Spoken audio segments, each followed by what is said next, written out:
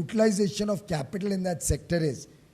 And because in the last 10 years before Prime Minister Modi's government came in, most power projects in any of the three lines, coal, power or renewable energy, were facing a lot of difficulties of finance, delays in environmental clearances, delays in acquisition of land, delays in getting clearances, several times because of extraneous reasons, many of which have been, in fact, opened out to the people of India by erstwhile environment ministers who were not empowered to take decisions which used to come from some other address. Many times there were environmental issues which were so radical that they almost stopped the growth of the power sector and caused in this country lakhs of crores of NPAs, lakhs of crores of stalled projects. In this situation, when I became a minister under Mr. Modi, the entire sector was in a doom and gloom situation. New investment had completely stopped. It is in that legacy that in the last 2 years we have been able to completely change the mood of pessimism and cynicism to one of optimism. After all, the 21,000 megawatts of solar projects that have been bid last year and which have had intense competition. Some of you criticized that competition also. I fail to understand why.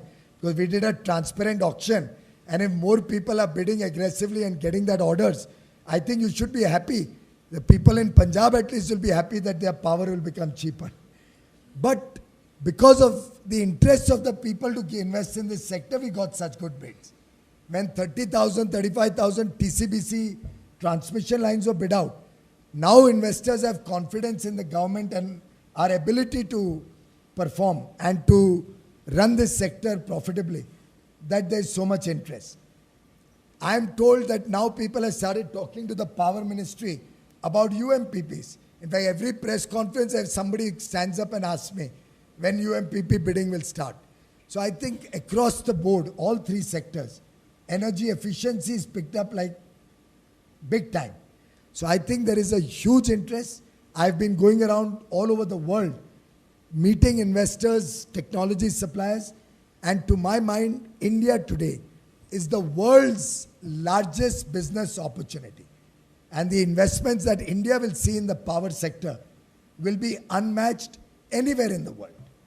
Anywhere in the world, I'm repeating. And I don't differentiate between public sector and private sector. They all have to compete, may the best man win. So I'm not of that category of reformists who believe private is good and public is bad. I think all of us can do well. PGCIL is a wonderful organization which competes on bidding with private sector and wins many tenders. NTPC competes with private sector and wins many tenders. BHEL competes with private sector and wins many tenders. And as I've said before, I challenge any company in the world to match the performance of EESL. Not seen anywhere in the world. With the wind and hydro, we have already started working with both these sectors. Mr. Upendra Tripathi and his team, and I have myself also had several rounds of discussions how to revive both these sectors. In wind, there was a resistance to the transparent bidding mechanism earlier. I'm told now they have realized that if solar could benefit so much, possibly wind may also look at transparent bidding mechanism going forward. We are also trying to see how we can repower existing sites and encourage them to go in for larger capacities. We have brought in a tariff policy amendment to that effect to permit that also. In hydro, we have met with all the small hydro players to see what needs to be done to bring them back on track. REC, PFC are also working on some kind of a mechanism, maybe a takeout finance mechanism or some way to restart all these small hydro projects which have got stalled across over several years. I will be talking to the state ministers, power ministers, in June in the Power Ministers Conference to see what support states can give to somehow bring both these sectors, wind and hydro, back on track. These are my priority areas for the current year. As far as Subansiri is concerned, you're well aware that there were certain difference of opinions between the local people and the project authorities. We had a special committee of central experts and state experts which has together come up with certain recommendations. We now have a new government which has just got elected yesterday with a 2/3 majority. It's a popular government. It has the support of the people of Assam.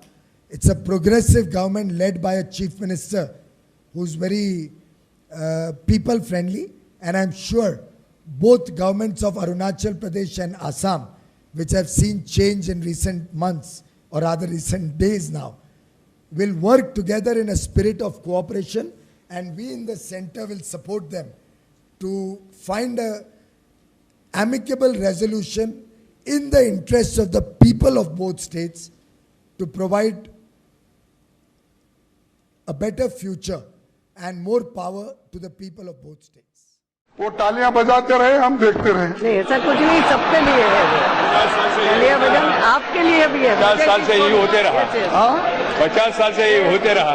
अरे तुम तो बोलने वाले 15 साल भी वही बोलते रहो, 100 साल तक तुम बोलते रहो वही।